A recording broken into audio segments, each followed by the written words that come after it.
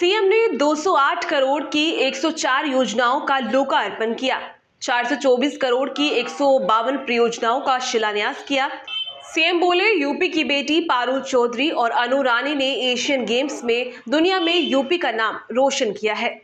CM योगी का ऐलान, Asian games में गोल्ड मेडल पाने वाले यूपी के खिलाड़ियों को 3 करोड़, रजत पदक जीतने वालों को 1.50 करोड़ और कांस्य पदक जीतने वाले खिलाड़ियों को 75 लाख रुपए पुरस्कार और नौकरी दी जाएगी।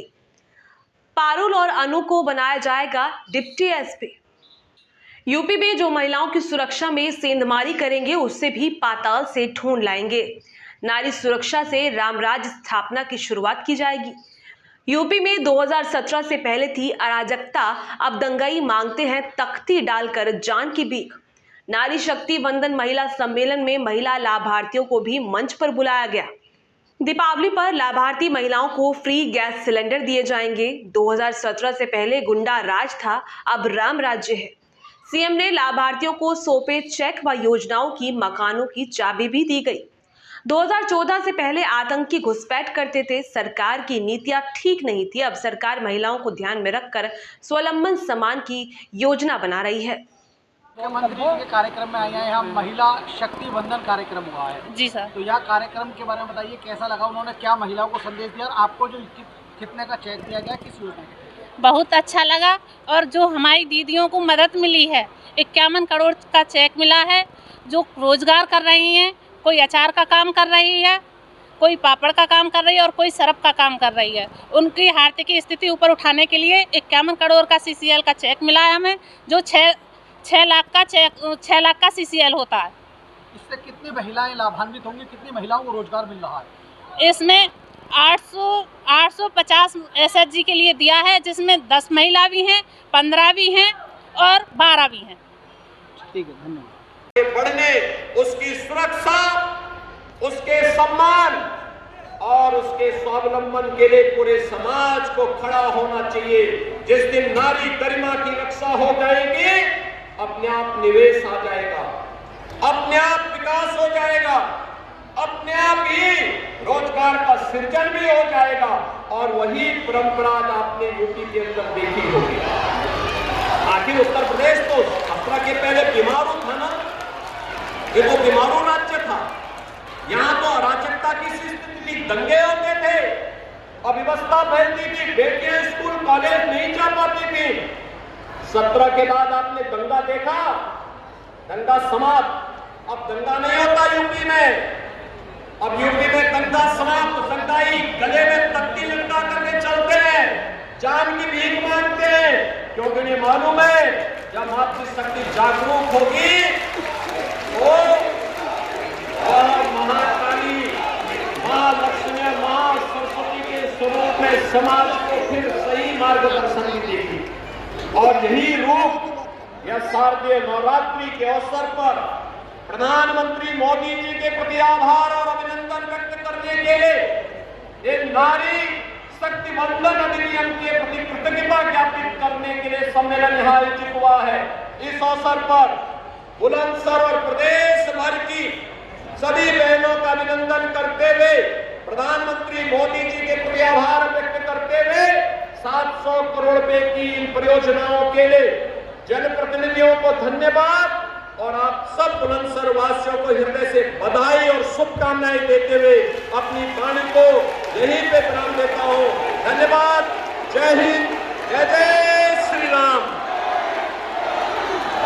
के लिए आज हम सब आपके पास आए हैं। ये योजनाएं जो आज लागू हो रही है, चिकित्सा और स्वास्थ्य की है, शिक्षा की है, आवास की है, सड़क से जुड़ी हुई है, किसानों से जुड़ी हुई है, महिलाओं से जुड़ी हुई है, युवाओं से जुड़ी हुई है और जीवन के प्रत्येक क्षेत्र में जिससे लाभ होना है, ऐसे 700 करोड़ रुपए की परियोजनाएं आज एक साथ आपको प्राप्त हो रही हैं। लेकिन भाइयों बहनों, आज हम सब आपको इस बात के लिए बधाई देने के लिए आए हैं कि नारी वंदन अधिनियम इसमें मील का पत्थर साबित होने जा रहा है। देश की संसद में वर्षों से लोगों को प्रतीक्षा थी कि अधिनियम पारित होगा। अब बहनों को पंचायत की तरह, स्थानीय निकाय की तरह विधानसभा और लोकसभा में भी 1/3 सीटों पर अतिरिक्त विजय बनने का, चुनकर जाने का एक अवसर प्राप्त होगा। आप में से अगली बार तो बहुत सारी बहनें ऐसे होंगी जब इसमें पूरी प्रक्रिया पूरी हो जाएगी, प्रक्रिया पूरी होने और परिसीमन होने के बाद बहुत सारी बहनें ऐसी होंगी जो विधानसभा में विधायक के रूप में, संसद में सांसद के रूप में चुन करके जाएंगी।